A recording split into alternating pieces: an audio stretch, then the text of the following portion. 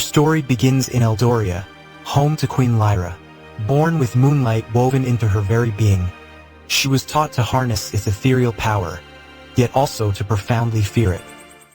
Fear her own magic? That's a heavy burden for a queen. An ancient decree forbade her contact with common folk, her magic deemed too potent, too sacred. Her life was a gilded cage within castle walls, her only companions the silent moonbeams. On starless nights, a profound ache settled in her heart, a longing for a world she could only observe. Yet, her spirit pulsed with a rebellious light, whispering of untold adventures. But that rebellious light couldn't be contained. On the darkest night, Lyra, driven by an irresistible urge, donned a cloak and slipped past slumbering guards. Wow, a queen on the run. That's a bold move. The world outside was a revelation. Scents of damp earth, distant laughter, a hidden stream. She found herself in the village square, where Elara, a stargazer, traced invisible patterns in the ink-black sky. Elara's eyes, even in darkness, shone with unquenchable passion for vanished constellations. Their gazes met, a spark of recognition between the isolated queen and the curious commoner. These clandestine meetings became Lyra's most cherished secret. Under Night's cloak, Elara shared her boundless knowledge of the celestial tapestry, forgotten stars, ancient myths, planetary dances. So, the stargazer taught the queen about the universe she only dreamed of. How beautiful. Captivated, Lyra felt her isolated world expand. In return, she tentatively revealed glimpses of her moonlight magic, conjuring shimmering motes of light that danced between their hands, illuminating Elara's awestruck face. Their friendship blossomed, a bridge across their different worlds, built on shared wonder and trust. Lyra's heart, once a lonely beacon, now beat in rhythm with another. But the starless nights persisted, and a more insidious darkness began to creep across Eldoria. A tangible gloom seeped into the land, draining color from flowers and joy from faces. Oh no, that sounds truly terrifying. Not just darkness, but a suffocating gloom. The moon grew dim, Lyra's magic flickered weakly. Panic rippled through the kingdom as crops withered and spirits faltered. Elara, consulting her charts, realized this was no natural phenomenon.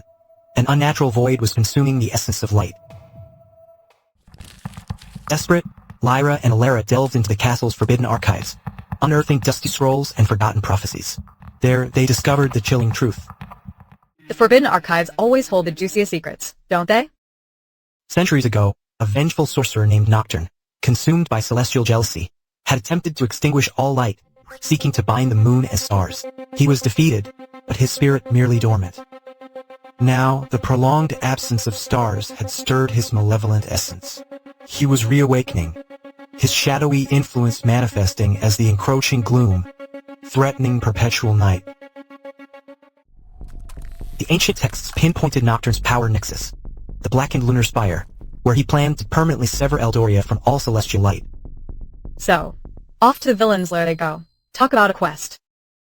With newfound resolve, Lyra gathered her dwindling moonlight, forging a path through deepening shadows.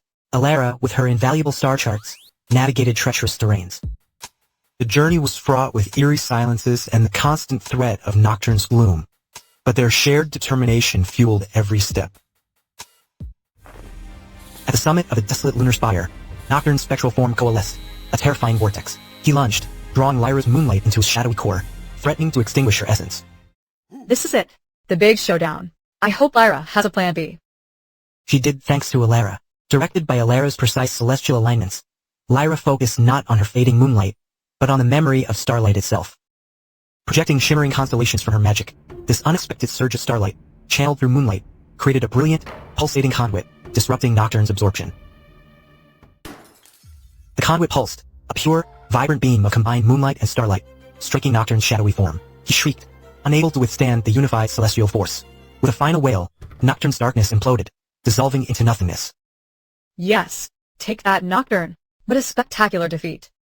A brilliant cascade of light erupted from the spire, pushing back the gloom. The moon reclaimed its luminescence, and then, one by one, like diamonds, the stars blazed back into existence, illuminating the night sky in breathtaking splendor.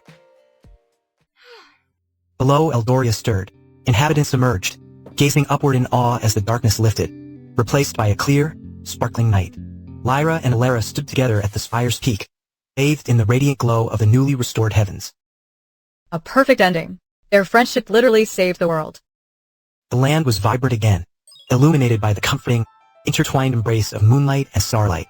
The long night was over, and peace settled over Eldoria under the watchful eyes of the reawakened cosmos.